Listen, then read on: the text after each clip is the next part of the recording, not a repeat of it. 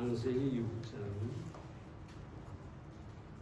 창세기는 어디 있는지 아시죠? 창세기 6장.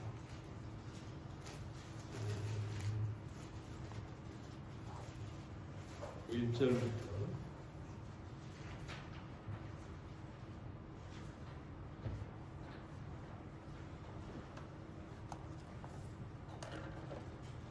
6절 4절까지만 있고 그 다음 말씀 보겠습니다. 사람이 땅 위에 번성하기 시작할 때에 그들에게서 딸들이 나니 하나님의 아들들이 사람의 딸들의 아름다움을 보고 자기들의 좋아하는 모든 자로 아내를 삼는지라. 여호와께서 가라사대 나의 신이 영원히 사람과 함께하지 아니하리니 이는 그들이 육체가 됨이라. 그러나 그들의 날은 120년이 되리라 하시니라. 당시에 땅에 네피림이 있었고 그 후에 하나님의 아들들이 사람의 딸들을 취하여 자식을 낳았으니 그들이 용사라 고대의 유명한 사람이었더라. 아멘.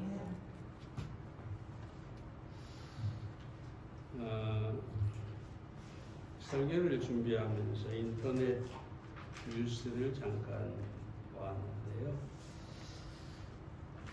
참 오늘날 교회는 다니고 기독교인이라고 하면서 너무나 성경을 모르는 사람이 많다, 이런 생각을 하게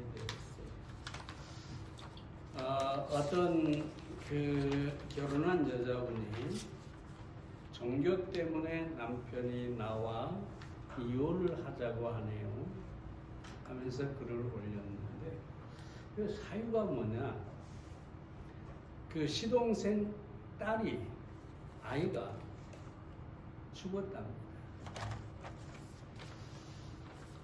가서 위로한답시고 이 여자가 뭐라고 했냐면 하나님이 천사가 부족해서 조카를 데려갔나 봅니다. 그러니까 그 시동생이 불같이 화를 내고 남편도 더 이상 당신과는 살 수가 없다. 그래가지고 이혼하자고 했다는 거지. 하나님이 천사가 부족했어. 그것이 도대체가 나는 여기서 위로가 되냐 안 되냐를 말하는 게 아니에요. 너무 성경을 모른다는 거죠. 네? 하나님이 어디 천사가 부족할까요? 부족하면 창조하시면 되죠. 어디 사람이 죽어서 그 사람이 가가지고 천사가 됩니까? 성경에 어디에도 없어요. 너무나 성경에 대해서 한마디로 무식한 거죠. 그래서 여러분들이 어디 가서 누군가를 위로한다고 할 때 아주 조심해야 합니다. 함부로 말하지 마세요. 물론 우리 성도들은 그런 분이 없으리라 생각을 합니다. 오늘 본문에 사실 성경에서 가장 해석이 어려운 그런 내용입니다. 하지만 하나님의 말씀은 하나님 말씀으로 해석하면 되는 것입니다. 오늘은 본문의 해석을 통해 성경으로 성경을 해석하고 그리고 홍수 이전 세계와 하나님께서 심판을 예고하신 그 배경을 살펴보도록 하겠습니다. 첫째로 하나님의 아들들이 타락했습니다. 1절과 2절 말씀을 다시 보면 사람이 땅 위에 번성하기 시작할 때 그들에게서 딸들이 나니 하나님의 아들들이 사람의 딸들의 아름다움을 보고 자기들의 좋아하는 모든 자로 아내를 삼은지라. 여기서 해석을 어려워하는 것이 뭐냐면 하나님의 아들들이 누구냐? 응? 사람의 딸이 있고 하나님의 아들이 있는데 이 하나님의 아들들이 누구냐? 어떤 사람은 이것은 유대 랍비들의 전통적인 해석입니다만 당시에 아주 지체가 높은 집안의 아들들이었다. 두 번째는 천사다. 여기는 아주 유명한 사람들이 있어요. 요세푸스나 터툴리안이나 루터나 이런 여러 학자들이 그렇게 생각을 한다는 것입니다. 세 번째 견해는 이 하나님의 아들들은 셋의 후손들이고 다시 말해서 경건한 사람들의 후손들이고 여기 사람의 딸들은 가인을 통해서 이미 타락한 여자들을 말하는 것이다. 이렇게 해석을 합니다. 첫 번째와 두 번째 견해는 우리가 비성서적이라고 할 수가 있습니다. 예를 들어서 천사가 세상에 와서 사람의 딸들을 취해가지고 마음껏 아내를 삼았다. 뭐가 문제일까요? 천사는 영입니다. 육체를 가진 존재가 아니에요. 그래서 예수님께서도 뭐라고 합니까? 마태복음 22장 30절에 보면은 천국에서는 결혼이 없고 천사와 같다 그랬는데 결혼이 없고 천사와 같다. 그 말은 천사가 결혼하지 않는다는 얘기죠. 또 뭡니까? 만약 진짜 천사들이라면 여기 본문에 보면 여러 여자들을 취해서 아내를 삼았다. 여러분 천사는 거룩한 영이에요. 그런데 어떻게 일부 일처도 아니고 많은 여자를 거느리는 이런 부도덕한 일이 있겠느냐? 결코 천사일 수가 없다.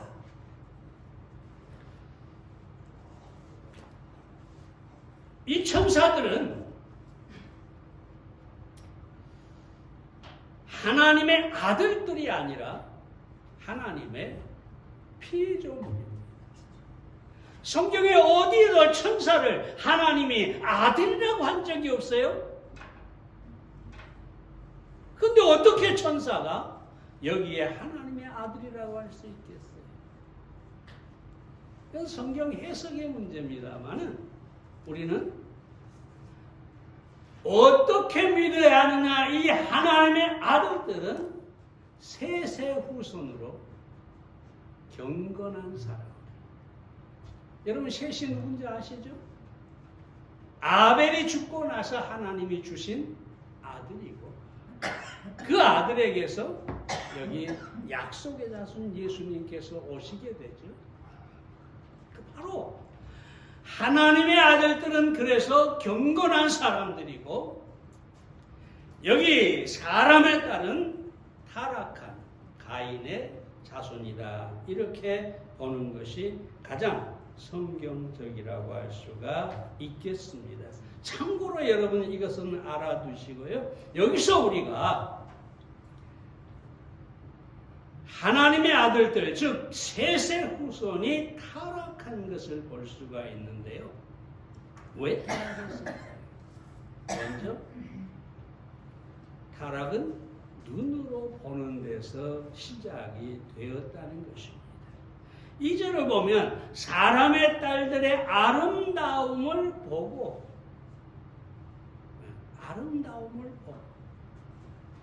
그러니까 이 가인의 후손 가운데 참으로 매력적인 여자들이 많이 있었다는 얘기가 되죠. 사실 그렇잖아요. 늘 하나님만 찾는 자매보다는 세상의 화려함 속에서 매력적으로 사는 여자를 보면 눈이 가게 되잖아요. 그죠? 그렇게 눈이라고 하는 건 아주 중요하죠. 그래서 이 보고라는 말은 라라는 히브리어인데 단순히 보이는 것이 아니라 주목하고 보는 것. 그냥 작자 아름다운 여자가 지나가는데 눈에 보이는 것이 아니라 와 하고 아름답다고 감탄하면서 그 여자를 뚫어지게 쳐다보고 지나가도 고개를 돌려서 쳐다보고 이것을 바로 보고라는 말이에요. 사랑하는 여러분, 사람은 눈으로 보는 것이 중요합니다. 눈은 마음의 창이기 때문에 마음속으로 본 것이 들어와서 우리의 마음을 사로잡고 우리의 생각을 사로잡고 우리의 의지와 행동을 이끌어내는 것이기 때문에 본다는 것이 참으로 중요한 것이죠. 창세기 13장 10절에 보면 롯이 눈을 들어 요단들을 바라본즉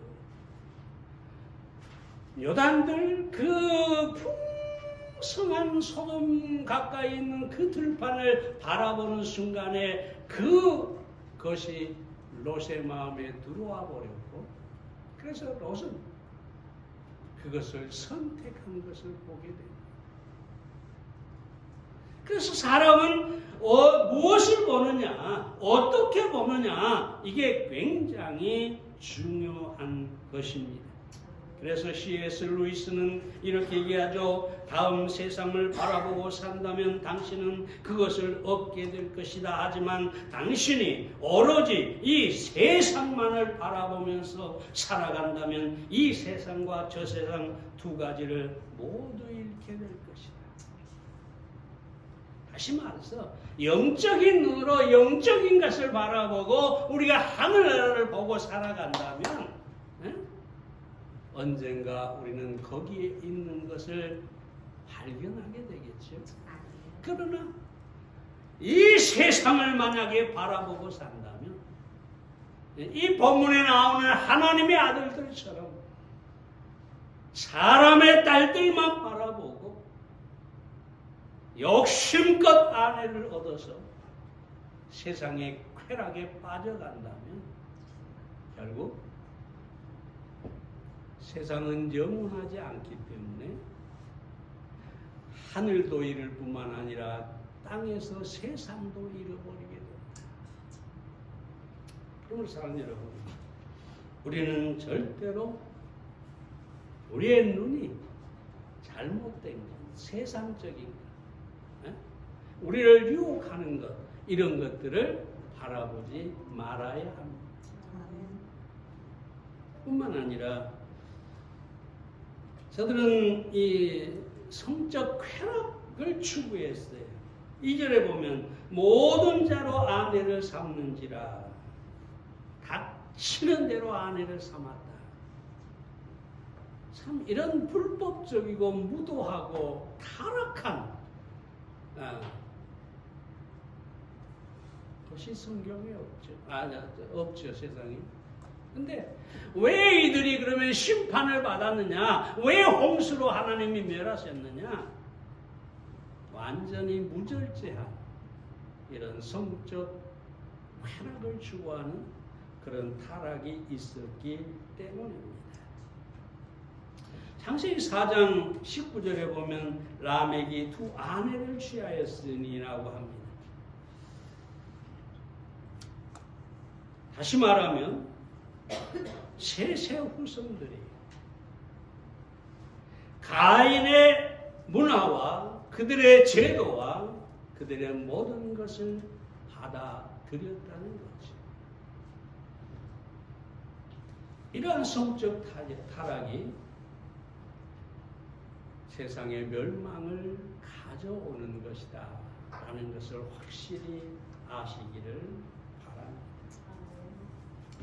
이 얘기는 언제 한번 드렸습니다만 로마 제국의 대철인이었던 세네카가 로마를 향해서 끊임없이 경고를 하죠. 너희가 그렇게 살면 멸망할 것이다. 근데 생각해 보세요. 1000년을 이어온 로마 제국이에요. 이 로마 제국을 멸망시킬 나라가 그 세상에서는 전혀 없었어요. 그러니까 세네카가 아무리 경고를 해도 사람들은 콧방귀도 끼지 않습니다. 어떻게 로마가 멸망하느냐? 이 강한 나라가 어떻게 누가 멸망을 시킬 수 있느냐? 그런데 로마는 멸망했습니다. 이 세네카가 이렇게 얘기하죠. 로마인들은 재혼하기 위해서 이혼한다. 그리고 이혼하기 위해서 결혼한다. 로마 시대의 결혼이란 합법화된 간통의 한 가지 형태였다. 그러니까 오늘날만 이렇게 이혼이 많은 게 아니에요.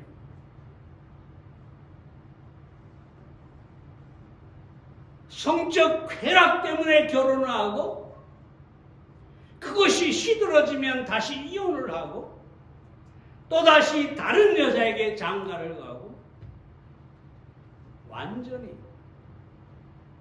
성적 쾌락에 빠져 살았습니다. 그럼 결국 이들을 누가 심판했을까요? 하나님께서 타락한 그들을 심판할 수밖에 없었던 것입니다. 어느 시대에 어느 멸망을 봐도 반드시 거기에는 이 성적, 도덕적 타락이 있습니다. 그것으로 인해서 멸망했다는 사실을 우리가 알아야 되겠습니다. 우리는 세상의 타락을 막을 수가 없습니다. 우리가 어떻게 막겠어요? 근데 우리가 알아야 할 사실은 뭐냐? 세상은 곧 멸망할 것이다. 여러분 요즘 세계를 보세요. 홍수다, 허리케인이다. 전 세계가 멸망의 징조를 보이고 있어요. 그러므로 우리는 이런 때에 우리가 세상을 바꿀 수는 없지만 우리 자신이 세상에 빠지지 않도록 거룩한 삶을 살아야 한다는 것입니다. 우리가 눈으로 세상을 바라보지 말아야 합니다. 세상의 어떤 문화, 이 성적인 문화에 우리가 휩쓸려서는 안 됩니다. 거룩하게 하나님을 섬기며 살아가야 할 것입니다. 두 번째로 육체적으로 교만한 자들이 있었어요. 4절 봅니다. 당시에 땅에 네피림이 있었고 그 후에도 하나님의 아들들이 사람의 딸을 취하여 자식을 낳았으니 그들이 용사라 고대 유명한 사람이었더라. 네피림이 있었다고 합니다.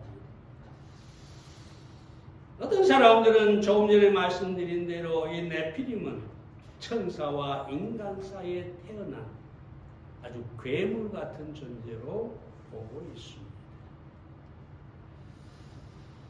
하지만 이 네피림은 괴물이 아니라 거인입니다. 모세가 12정탐꾼들을 가나안 땅에 보냈을 때 그들은 네피림의 후손을 보았다라고 합니다. 민수기 13장 33절에 보면 거기서 또 네피림 후손 아낙 자손 대장부를 보았나니 우리는 스스로 보기에도 메뚜기 같으니 그들의 보기에도 그와 같았을 것이라. 뭘 얘기하고 있는 것 같아요? 괴물을 얘기하는 게 아니라 거대한 사람들을 보았고 그들 앞에서 자기들은 소인이었다. 아주 작았다. 라는 얘기를 하고 있는 것이죠.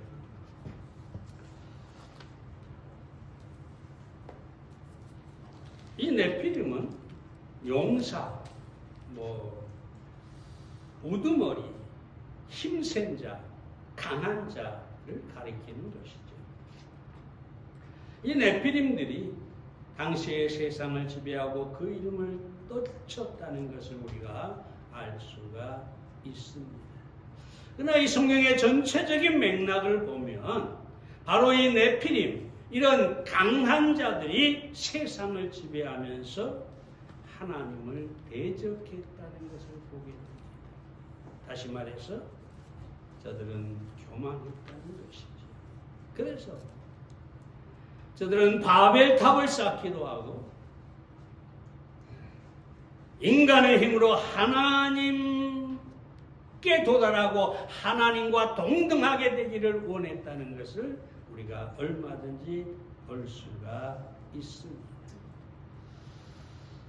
여러분, 사랑하는 여러분, 사람은 결코 신이 아닙니다. 하나님이 될 수도 없습니다. 우리는 스스로 인간임을 자각하는 것이 아주 중요합니다. 인간이 뭡니까? 연약. 인간이 뭡니까? 죄인입니다. 인간이 뭡니까? 어느 날 죽음을 맞이할 존재입니다. 결국 인간은 아무것도 아닌 것입니다. 근데 마치 자기를 신격화해서 신처럼 마음대로 모든 것을 할 수 있는 것처럼 그렇게 만드는 것이 뭐냐? 바로 교만이라는 거예요. 여러분, 푸틴을 보세요. 왜 전쟁을 일으키고 난릴까요? 여러 가지 이유를 대겠지만 결국 한 가지입니다. 나는 얼마든지 할 수 있다. 저 우크라이나를 내가 삼킬 수가 있다. 교만이죠. 전쟁을 일으킨 모든 사람들은 교만 때문에 그렇습니다. 오늘날 국회도 보세요. 정치인들도 보세요. 그저 국민들을 섬기라고 뽑아줬는데 뭐가 된 것처럼 얼마나 교만하고 잘못하고. 제가 예전에 그런 얘기를 한 적이 있습니다. 저기 어딥니까? 싱가포르인가 대만인가? 그때 당시에 총통이 부패한 관리들, 공무원들 이런 사람들을 헬기로 실어다가 태평양 한가운데 빠쳐오랬다잖아요. 네? 우리도 그래 버릴까요? 그럴 수는 없죠. 예, 여기서 드리고 싶은 말씀은 뭐냐면 인간은 정말 하잘 것 없는데 아브라함이 말한 것처럼 티끌이고 바울이 말한 것처럼 만물에 찢기고 죄인의 개수일 뿐인데 사망 앞에 굴복할 수밖에 없는 그런 존재인데 왜 인간이 교만할까요? 인간의 본질을 알면 교만할 수가 없는데 결국은 그 사람이 입고 있는 옷 때문에 교만합니다. 이 옷이라는 게 뭐냐? 지위일 수도 있고 돈일 수도 있고 명예일 수도 있고 인기일 수도 있고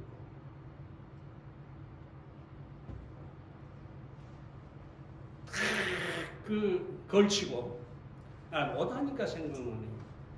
이번에 그 사고 낸 버스 기사가 자동차로 9사람이가 죽였잖아요. 근데 그때 한참 사람들이 와서 지혈을 하고 어떻게든 살리려고 난리인데 그 부인이 옆에 서 있으니까 사고 낸 사람 부인이 서 있으니까 옷 좀 벗어주세요 그러니까 내 옷은 안 돼요. 내 옷은 안 돼요. 그랬대요. 무슨 명품 옷이었을까요? 어찌됐든 간에 사람은요, 다시 돌아갑니다. 자기가 입고 있는 옷, 그것이 마치 자신의 본질인 줄 알아요. 국회의원이 되면은 그 국회의원 옷을 입은 순간에 자기가 대단한 줄 알아요. 그러나 사실은 국민을 섬기라고 뽑아준 그 옷을 입혀준 것뿐이에요. 대통령도 마찬가지고.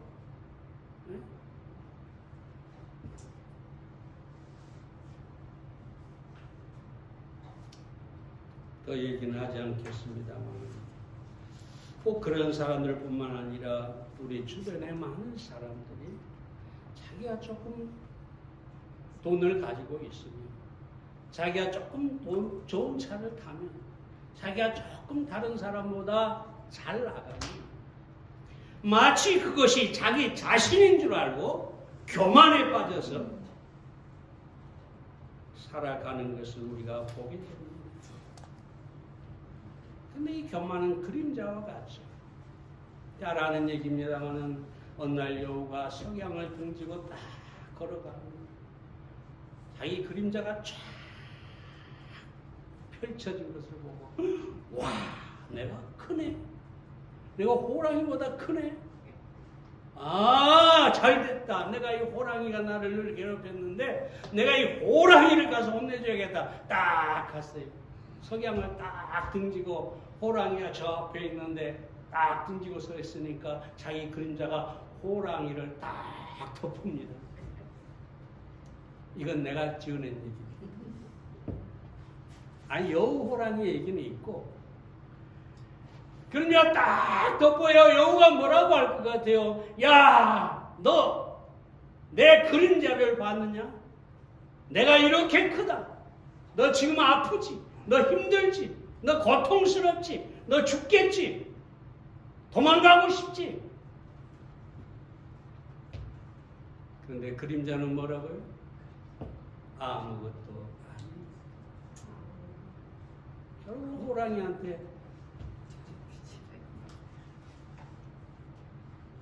잡혀 먹힐 수밖에 없었지. 여러분, 우리는 내가 어떤 옷을 입고 있든 그 옷은 아무것도 아니고 그림자일 뿐이고, 우리 자신은 하나님 앞에 죄인이고 연약하고 죽을 수밖에 없는 아무것도 아니다. 이 사실을 인정하고 그리고 겸손히 하나님을 섬겨야 하겠습니다. 그러면 우리가 하나님의 은혜를 잊게 되고 우리의 삶이 하나님의 심판이 아니라 축복으로 인도함을 받게 될 것입니다. 마지막 세 번째로, 하나님은 인간의 죄악을 아파하십니다. 5절, 7절 있는 말씀인데 간단히 보겠습니다. 줄여서, 하나님께서 사람의 죄악이, 그러면서 내가 그것을 지었음을 한탄함이니라. 하나님이 사람을 지은 것을 한탄하셨다라고 합니다. 이 본문에서 몇 가지 구절에서 생각해 볼 수 있는데, 죄악이 세상에 관영했다는 거죠. 관영이라는 말은 크다, 충분하다, 너무 많다, 넘쳤다, 그런 뜻입니다. 인간의 죄악이 온 세상에 가득 차서 넘쳤다는 것이죠. 결국은 그것이 심판을 가져오게 되었습니다. 뿐만 아니라 여기 보면 인간의 악함을 또한 말씀하고 있습니다. 그 마음의 생각의 모든 계획이 항상 악할 뿐임을 보시고, 인간의 생각이 항상 악하다. 이는 인간의 전적인 타락을 말합니다. 에레미야 17장 9절 잘 아시죠? 만물보다 심히 거짓되고 심히 부패한 것이 마음이라. 우리의 마음은 부패한 것. 여러분 부패한 음식이나 부패한 것을 보세요. 부패한 사체를 보세요. 끊임없이 악취를 풍기잖아요. 마치 그와 같이 인간의 마음은 죄의 악취를 풍기는 거예요. 네? 이걸 막을 사람은 없어요. 어떤 사람도 어떤 장사도 자기 자신의 이 부패한 생각을 막을 수가 없어요.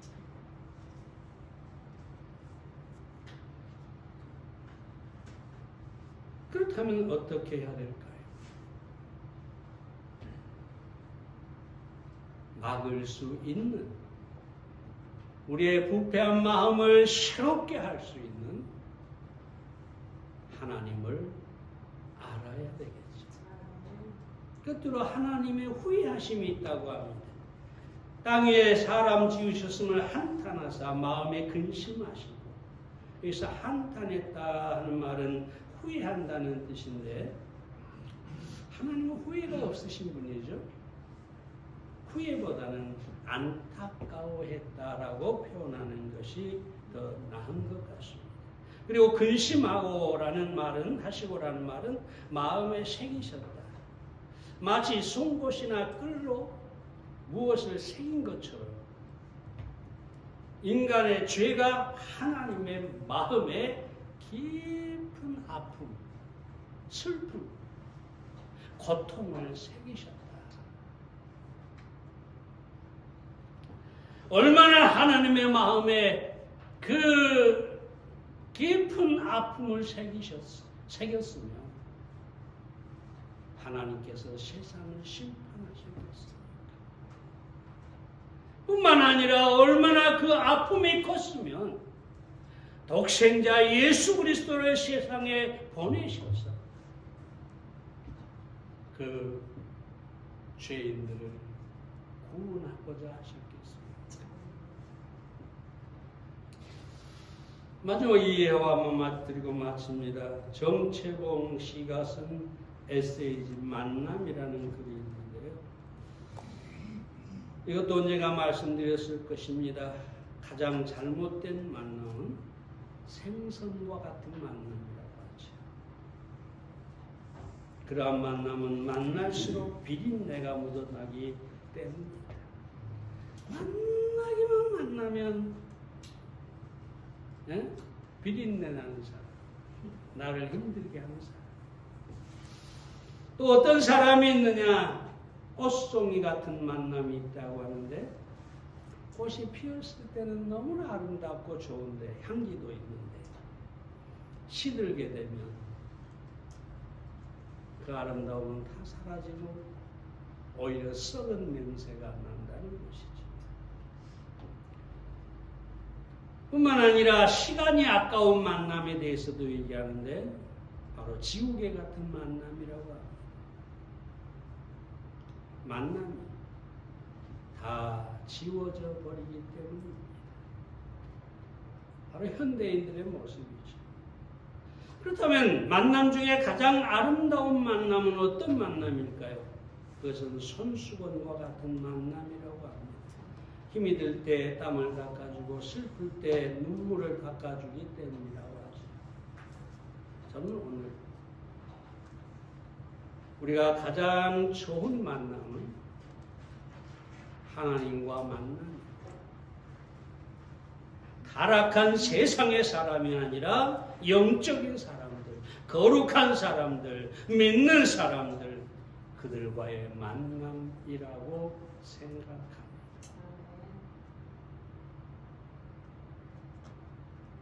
나를 위로하고 나를 위해 기도하고 나와 함께 고통을 짊어질 수 있는 그런 만남. 내 모든 허물과 죄는 다 여기 상관없이 우리를 사랑하는 그런 만남. 그런 만남이 돼야 된다고 생각합니다. 오늘 우리는 이 노아 홍수 이전의 타락한 삶에 대해서 함께 나누었습니다. 하나님의 사람들이 사람의 딸들과 만남을 가지고 함께 타락했기 때문에 심판이 온 것입니다. 우리는 이 세상의 타락을 막을 수는 없지만 다시 말씀드립니다. 우리는 거룩하고 경건한 삶을 살아야 하는데 홀로 살아갈 수는 없죠. 그래서 우리는 함께 거룩한 사람들과 살아가야 되겠습니다. 기도하겠습니다.